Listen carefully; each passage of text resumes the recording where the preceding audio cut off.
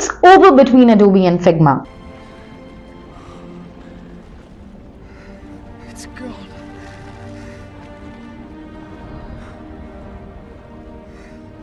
It's done. Yes, Mr. Frodo. It's over now. In a statement released by Adobe and Figma on Monday, the ambitious $20 billion deal between the companies has been called off, citing regulatory hurdles. Despite being announced in September last year, the deal faced significant challenges in obtaining antitrust approvals in Europe and the UK, becoming one of the most closely watched tech acquisitions for the decade. Let me explain. Figma is a popular web-based collaborative platform revolutionizing the world of designing. It is used by designers, artists, creatives, and major companies such as Uber, Coinbase, Zoom Video Communications, and others worldwide. The main roadblock cited by Adobe was the lack of a clear path of antitrust approvals in Europe and the UK.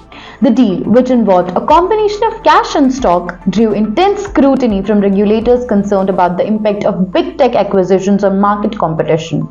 Last month, the UK's Competition and Markets Authority expressed concerns about potential harm to innovation in software used by majority of UK digital designers.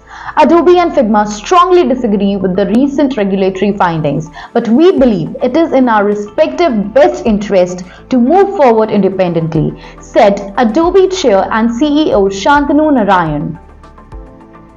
Despite Adobe's attempt to move forward with the deal, the refusal to offer remedies that satisfy regulatory concerns ultimately led to the termination.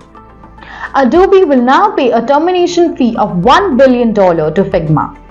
It's not the outcome we had hoped for, said Figma CEO Dylan Field in a statement. But despite thousands of hours spent with regulators around the world, detailing differences between our businesses, our products, and the markets we serve, we no longer see a path toward regulatory approval for the deal.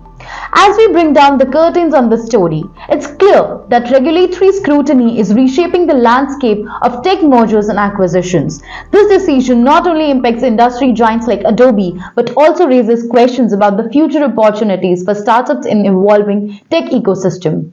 Stay tuned for more updates on this evolving story. If you found this video informative, do not forget to like and subscribe.